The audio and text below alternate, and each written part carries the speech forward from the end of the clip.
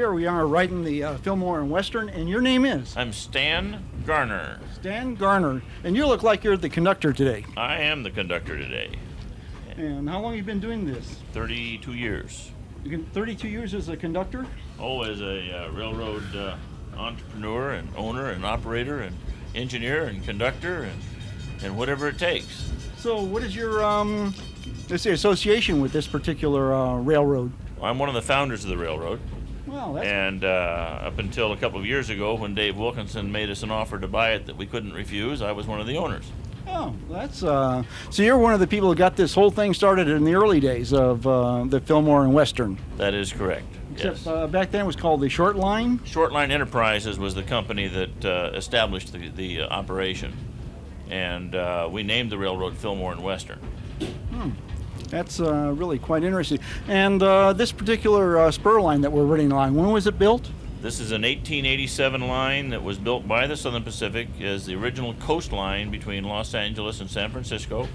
It was completed in 1901 and was the main line between LA and San Francisco from 1901 to 1904, when the line through Santa Susana Pass and Moore Park and San Fernando Valley was opened. That's when they finished drilling the tunnel through the Santa Susana Mountains. That is correct. And that was, I understand, one of the longest railroad tunnels in the United States at the time of its completion. I think that's correct, yes. Yeah, that's a long tunnel. We rode it through that on the Metrolink not too long ago, on the way to the Burbank Airport, and that was a long tunnel.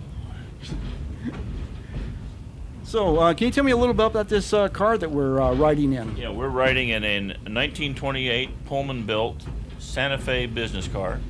It's number 409. It was built for the Santa Fe as a division superintendent's car and was regularly assigned to the division superintendent on the Santa Fe in Fresno, California. So this... Dave Wilkinson acquired it in 1991. So this is Dave's private car now? Yes, it is. So this was not really ever used by the general traveling public. It was really a car that for the railroad executives. It's a railroad official's car. It's actually a traveling office. It has the observation room here. It has a desk in two different places. It has speedometer. It has air gauges. It was equipped with inspection lights. The railroad official could sit back here and observe the condition of the track and bridges and structures along the right-of-way. It has sleeping accommodations. It has a dining room and a kitchen and cruise quarters. And he could travel the road all over his division and be accommodated with whatever he needed while he was here. It even had the ability to connect to the telegraph lines that ran along the railroad so they could make phone calls and telegraph signals back and forth. But not while the train was rolling? No, not while the train was going. They had to stop to do that? That is correct. Well, it's really quite an interesting little piece of history here. And do you think it'll keep going for the long term? Yes, I do. I think the future here is very good. It's taken a long time to get it established. When Dave made the offer to buy the railroad from us, it was with the intent that he continue to keep the interest here in the valley. And I stayed on. I handle the movie business. I do all the film coordinating. We just finished a show using this car for MGM. It's a Showtime movie called Inherit the Wind. It's a remake of the movie about the Scopes monkey trial, 1924, and we had George C. Scott here on the train in a scene where he arrives in a little town in Tennessee where this trial is going to take place. Well, that's then there's a lot of celebrities that have ridden on this car over the years, and it's seen a lot of use. Yes, it has. This was the private car that was used in the movie Nixon for the campaign train with Anthony Hopkins on the back platform. Yeah, I was thinking of that myself. This would be the like the FDR or Nixon. Right. And we regularly do campaign trains. We've done several trains for Congressman Gallagher. And in 1996, we ran a campaign train for Jack Kemp. So his wife was born and raised here in Fillmore, so they came here for her birthday party and came to town by train. Well, that's a great way to come right around. It is. It's very nice. And it's nice to have this piece of history. And of course, those folks out there watching our show can come out here to Fillmore and ride this. This steam train only operates a few times a year, right? We operate the steam train a couple times a year. I think the next time we're scheduled to operate it now is 4th of July. we will probably operate it in November again for our special Santa train. That's a public thing we do where we have Santa Claus on the train, give out candy canes to the kids along the right-of-way. But we run diesel trains every weekend, Saturdays and Sundays. We have murder mystery trains on the weekend, on Saturday nights.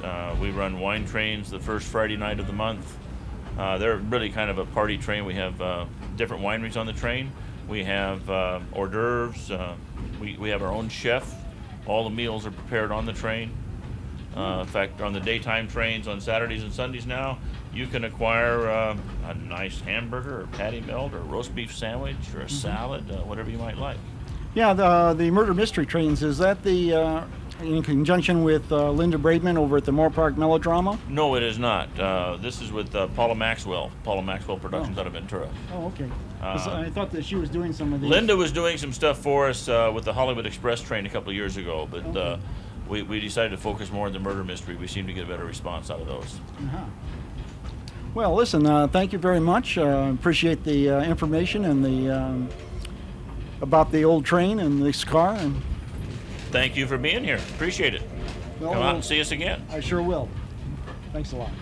Thank you.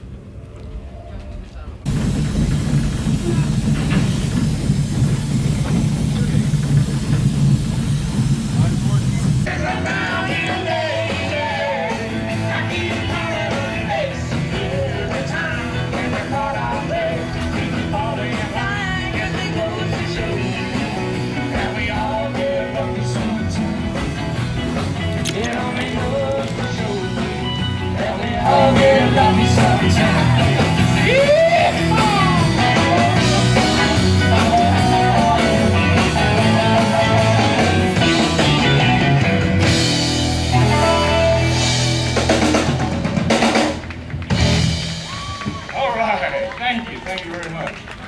This is the Fillmore Spring Rail Festival. I'd like to welcome you all here.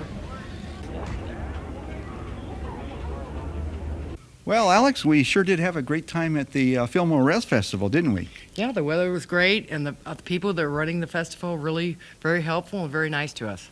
Yeah, and I thought it was a real treat. We got to ride in the private car on the end of the steam train and got to have a good interview with our conductor there.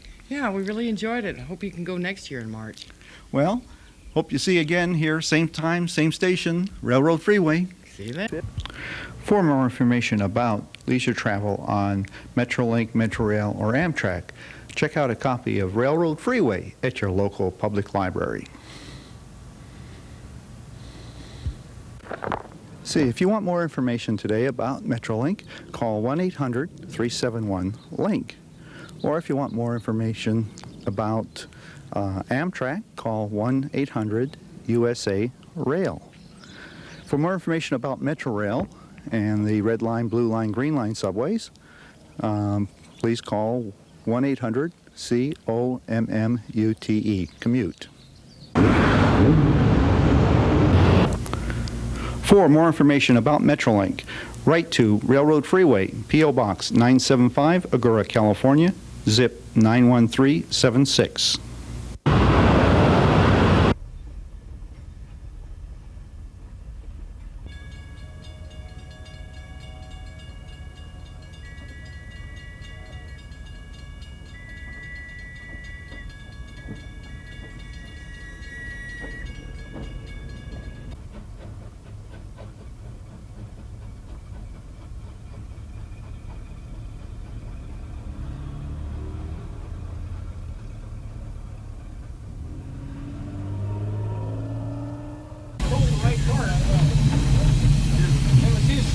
Made that arm work.